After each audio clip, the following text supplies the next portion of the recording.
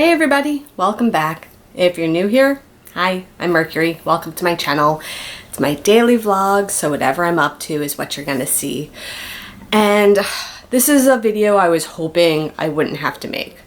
I was really hoping that this situation would resolve itself and I wouldn't be having a healthcare rant.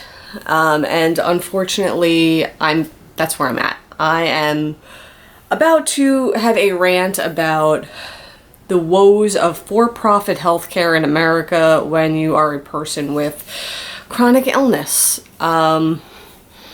So if that's not your cup of tea, I'll see you tomorrow. But if you want to stick around and just be an ear and support me while I'm going through this, I'd love to have you stay. So I mentioned last month that there was a situation unfolding that was causing me a lot of stress around my health insurance.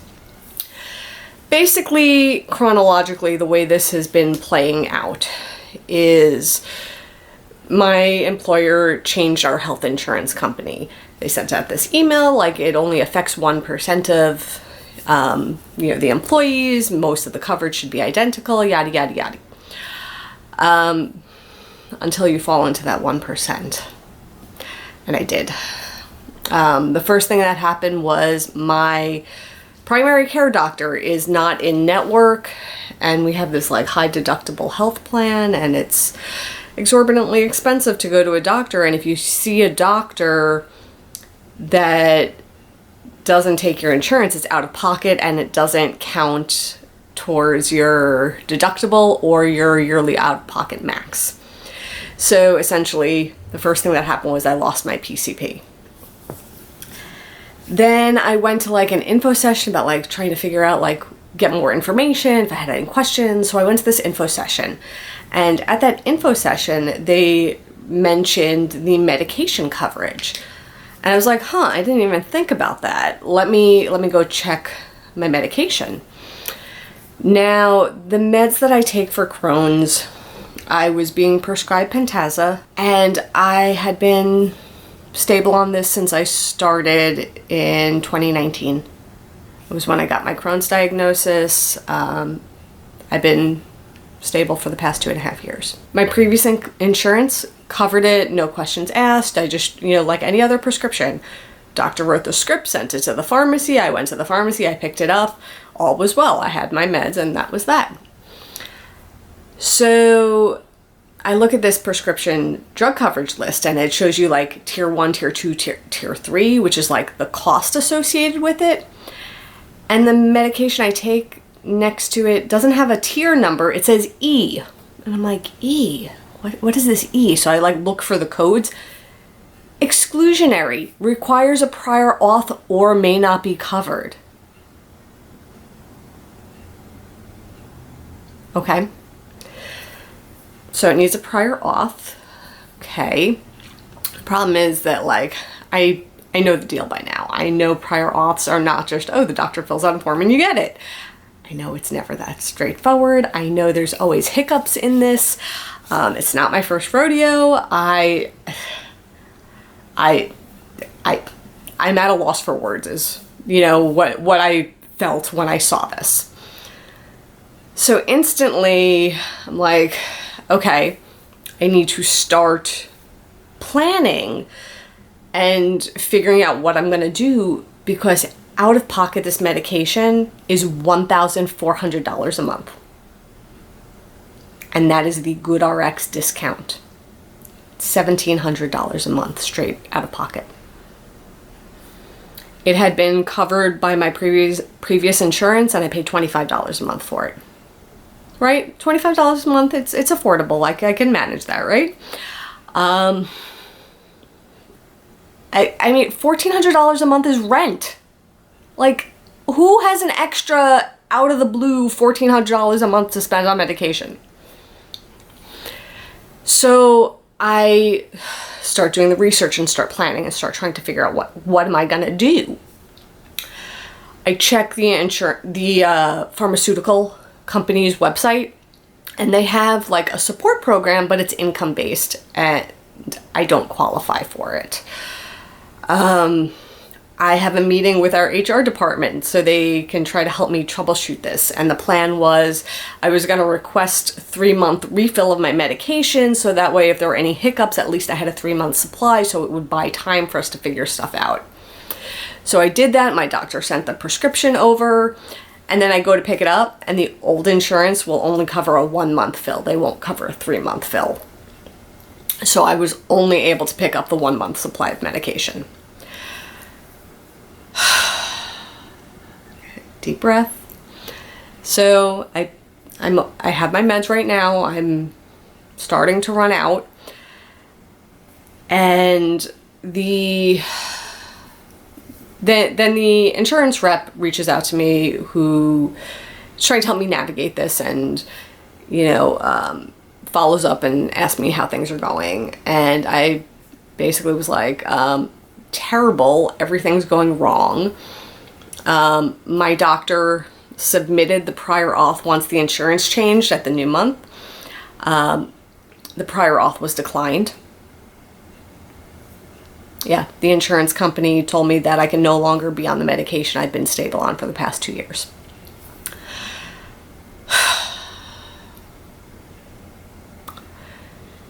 So my doctor said she was going to appeal the insurance company's decision, because why on earth should the doctor that I see for treatment make decisions about my health care? It has to be an insurance company. This is ridiculous. I don't understand why the insurance company can tell me what medication I can take when my doctor is prescribing it. I don't get it. But here we are. My doctor's appealing the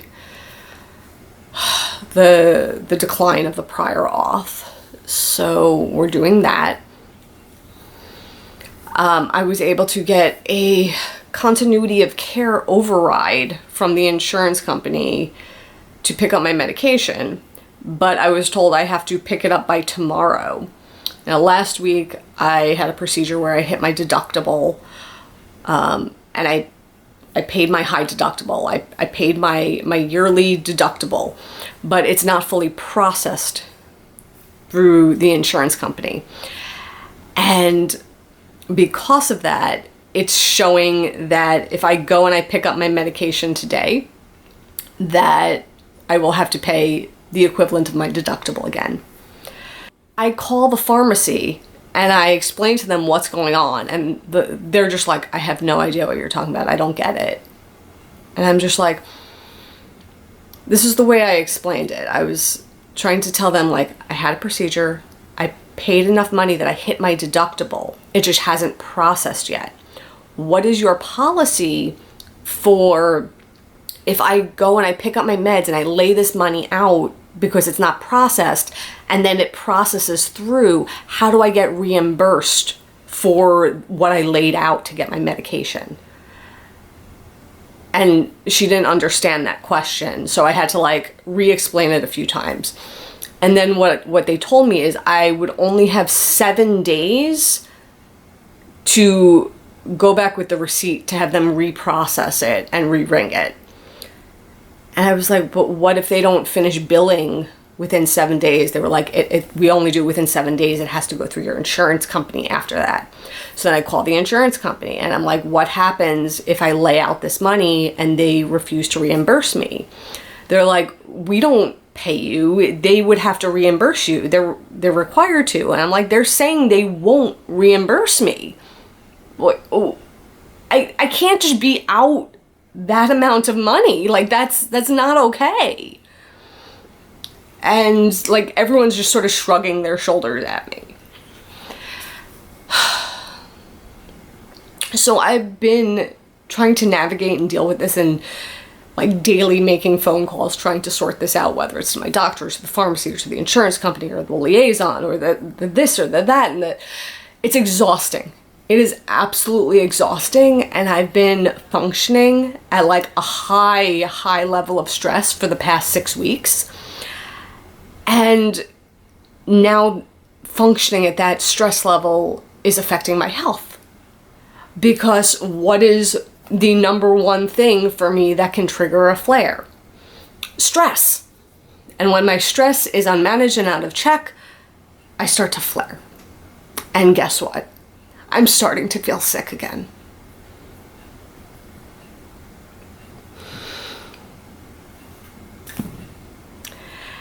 And I have confirmed inflammation again. And now, after all this back and forth about my meds, my doctor's like, your meds are not effective. We need to change your meds. So I have an appointment in 2 weeks to go and have this conversation. But this conversation is scary.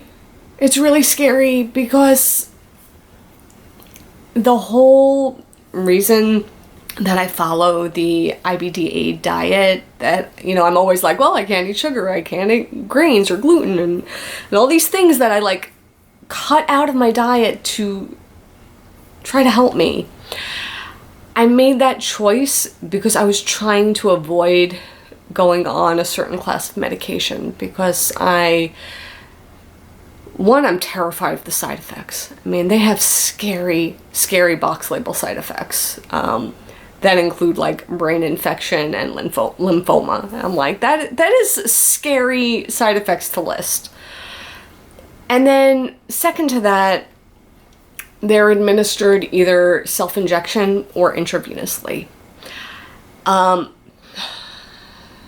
have a huge fear of medical needles. It's not something I take lightly. It causes me panic attacks. It's something I've taken years to work through so that I can, go to doctors and at this point it's like I can just barely manage it, and to be facing a prospect of needing regular IV infusions,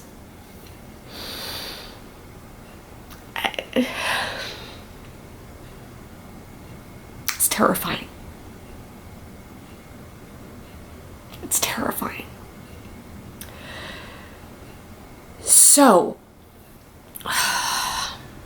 this has been where all of my time and energy has been spent over the past 6 weeks, and why I've only been throwing videos up every other day or every 2 days, because I've had to invest so much time and energy into getting through this. Because in America, we have a for-profit healthcare system, and insurance is making life-altering decisions instead of doctors. And it's terrible. It's not okay. And it makes me feel extremely helpless in the situation.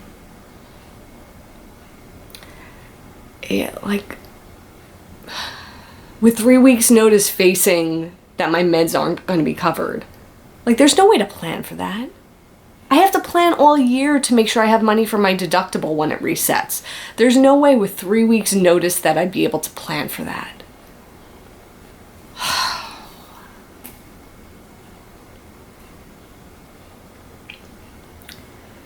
So, I'm not okay. I'm not gonna lie about that. I'm angry. I'm frustrated. I'm scared. And I guess that's what it means to live in America with chronic health problems. I had a good stretch of not being sick. I had a good stretch of the past 2.5 years. And now that I'm starting to not feel well again, it's reminding me hey, you're really sick. It's easy to forget, but it's still there. It's still in me. And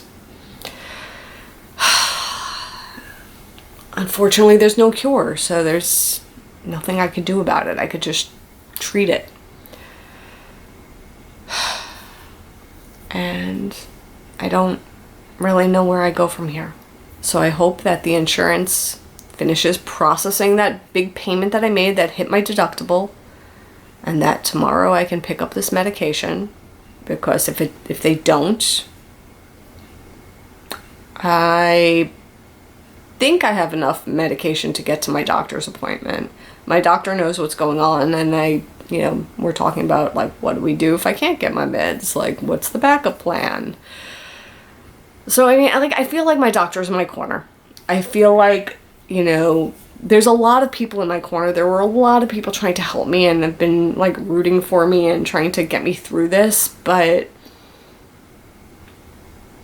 it's been a rough 6 weeks. It's been a rough 6 weeks, and insurance companies got no business having this much control.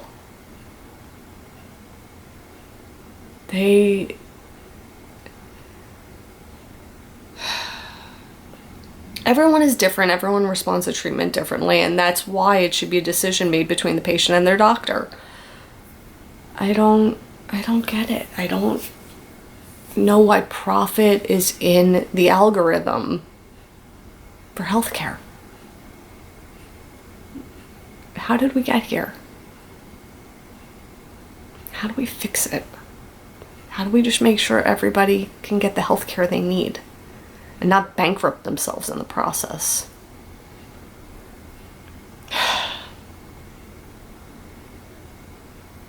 So, that's what I've been up to. But on a lighter note, well, not a lighter note, but a silver lining note, my toe is healing. I'll show you.